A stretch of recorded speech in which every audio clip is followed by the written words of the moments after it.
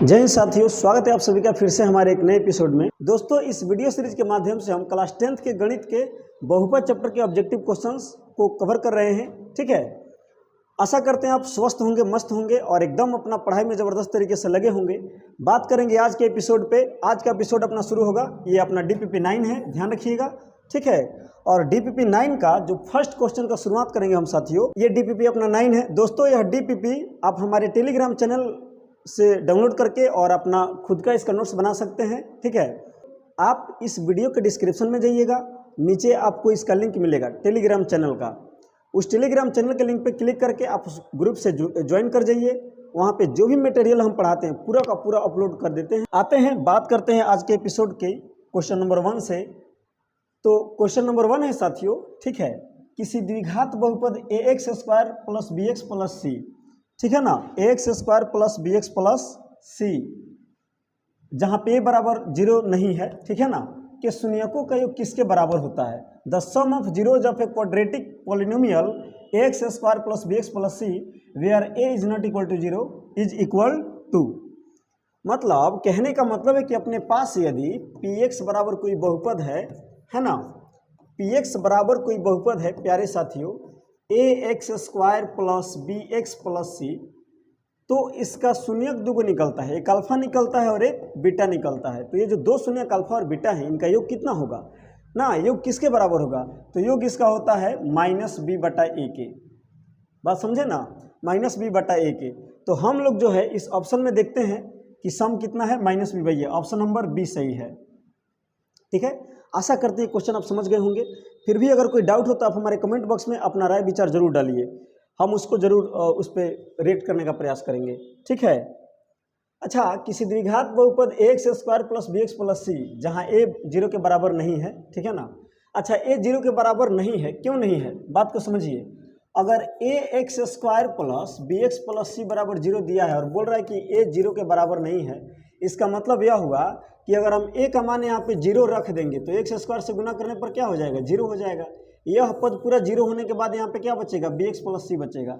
अब चूंकि bx plus c में घात तो 2 नहीं है, इसलिए यह अगर a का मान 0 रख देंगे तो यह द्विघात बहुपद नहीं रहेगा, रैखिक बहुपद बन जाएगा। दैट्स वाई हम a का मान यहाँ पे 0 नहीं लेंगे। ये बात आप समझ गए होंगे। ठीक है, आते हैं क्वेश्चन पे आते हैं अपने। तो कोई भी बहुपद अपने पास px बराबर दिया हुआ है ax square plus bx plus c ना, तो शून्यकों का गुणनफल क्या होगा, शून्यकों का गुणनफल क्या होता है, तो सुनिए, द्विघात बहुपद का दो जो शून्यक होता है, एक को लिखा जाता है अल्फा और एक को लिखा जाता है बीटा। ठीक है ना, एक को लिखा जाता है अल्फा और एक को लिखा जाता है बीटा। चूंकि हम लोगों से पूछा है अल्फा इंटू बीटा, बात समझे ना, तो अल्फा इंटू बीटा ऐसे लिख लेंगे, और अल्फा इंटू बीटा का जो फॉर्मूला होता है वो होता है c/a, और यही पूछा हुआ है कि इसका शून्य का गुणनफल कितना है। तो c/a देख लीजिए, ऑप्शन नंबर सी में है। आशा करते हैं क्वेश्चन आप समझ गए होंगे। बढ़ते हैं क्वेश्चन नंबर नेक्स्ट पे। अच्छा, क्वेश्चन नंबर 3 जो है प्यारे मित्रों, यदि किसी द्विघात बहुपद के शून्यक अल्फा और बीटा हो तो उससे बना बहुपद क्या होगा। अच्छा, बना बहुपद पूछ रहा है अगर अल्फा बीटा है तो सुनिए, शून्यक जो दिया है प्यारे मित्रों, शून्यक एक दिया है अल्फा और एक दिया है बीटा। ऐसे समझ में आ रहा है कि नहीं आ रहा है, ध्यान से देखिए और ध्यान से समझिए। फिर भी नहीं समझ में आया ना तो कमेंट बॉक्स में अपना डाउट जरूर छोड़िए। यहाँ शून्यक है अल्फा और शून्यक है बीटा। सुनिए, अगर शून्यकों का योग निकाल लें हम, शून्यकों का योग, तो क्या हो जाएगा, अल्फा प्लस बीटा हो जाएगा ना, जो कि होता है -b/a। अच्छा, शून्यकों का यदि गुणनफल निकाले, क्या निकाले दोस्तों, गुणनफल। ठीक है, गुणनफल तो होता है अल्फा इंटू बीटा, जो कि फार्मूला के माध्यम से होता है c/a।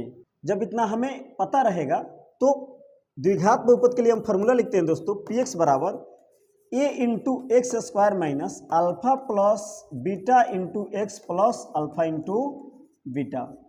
क्लियर।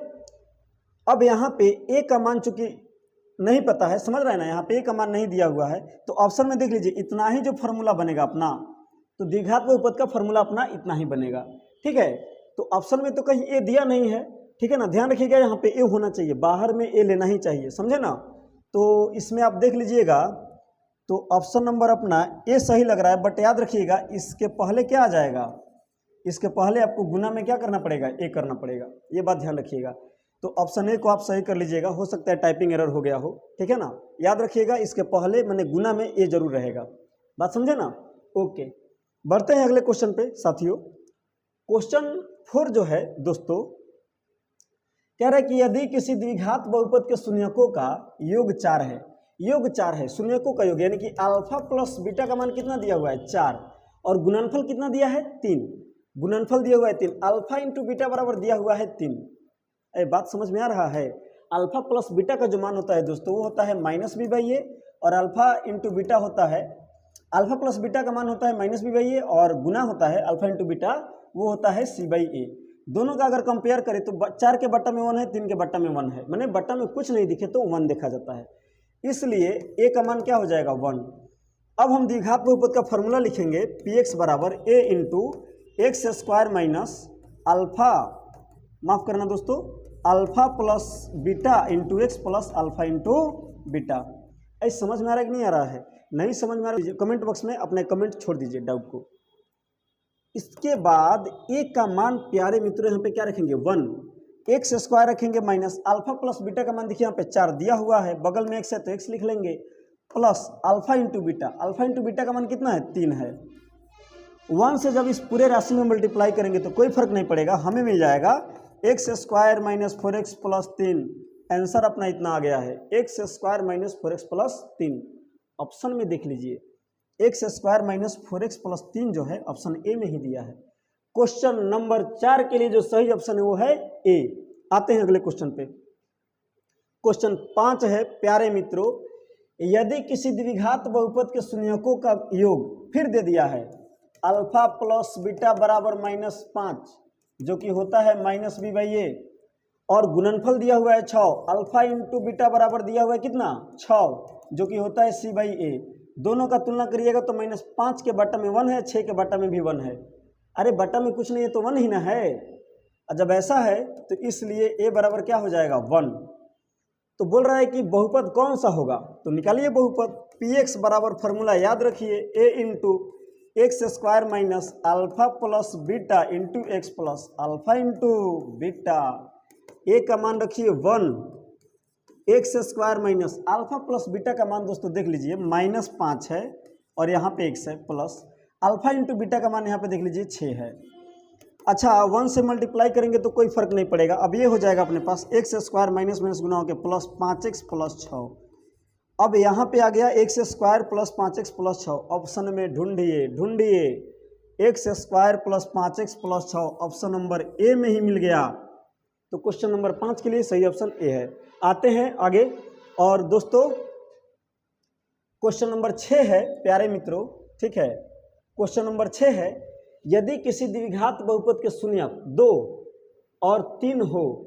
अच्छा शून्यक दिया हुआ है इस बार, देखिए योग नहीं दिया हुआ, गुणनफल नहीं दिया हुआ है, ध्यान से पढ़िए क्वेश्चन को।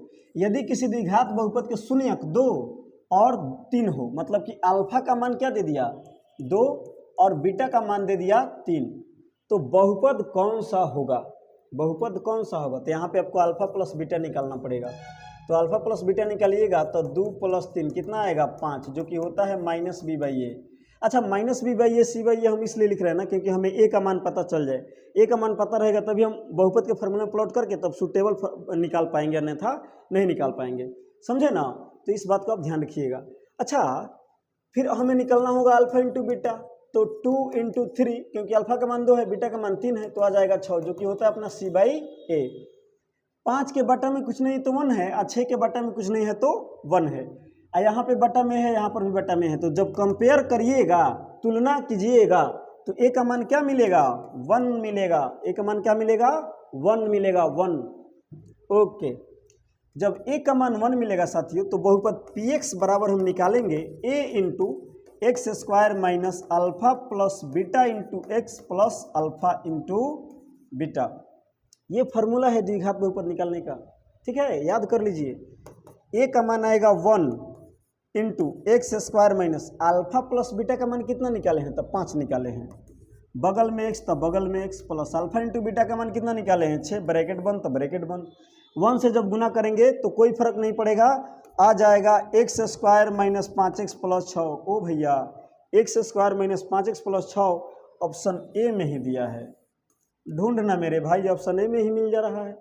बहुत अच्छे, आप लोग बहुत अच्छा पढ़ाई कर रहे हैं, हमको पता है। आते हैं अगले क्वेश्चन पे।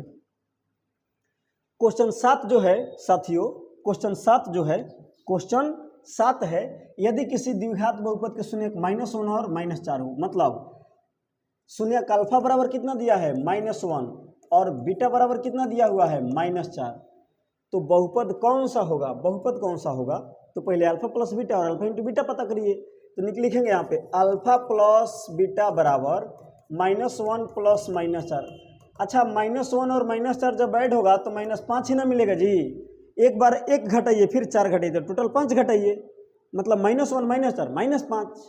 ओके, फिर आते हैं अल्फा इंटू बीटा गुणनफल पे, यानी कि -1 इंटू -4 गुना करिएगा माइनस माइनस तो प्लस हो जाएगा, 4 इकाई 4। बुझे?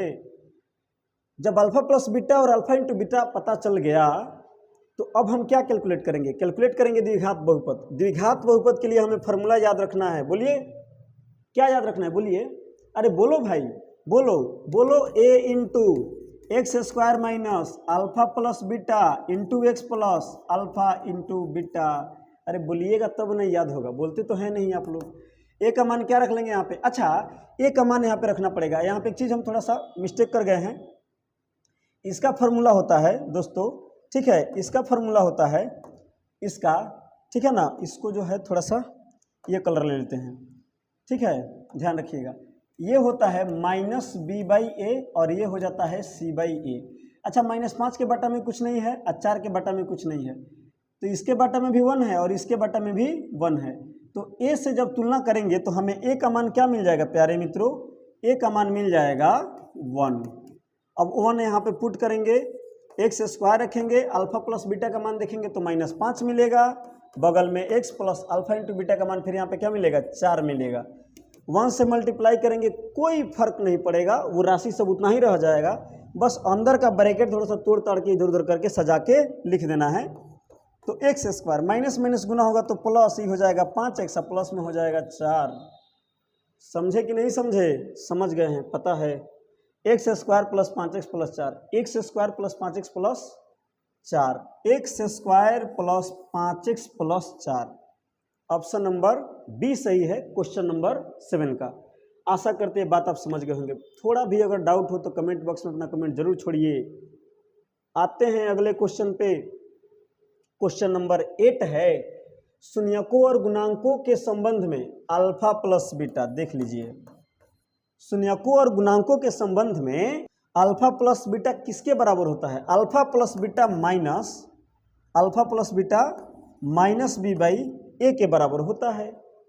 बात समझे कि नहीं समझे? ये कई दिन से पढ़ा रहे हैं आप लोगों को, याद तो करना है नहीं, कहाँ से समझ में आएगा? समझ गए हैं? ओके, ठीक है ठीक है ठीक है। आते हैं अगले क्वेश्चन पे। क्वेश्चन नंबर 9, शून्यकों और गुणांकों के संबंध में अल्फा इंटू बीटा किसके बराबर है? अरे भैया, अल्फा इंटू बीटा किसके बराबर है? c/a के बराबर है, c/a के बराबर है। ऑप्शन नंबर सी देख लीजिए क्वेश्चन नंबर 9 के लिए।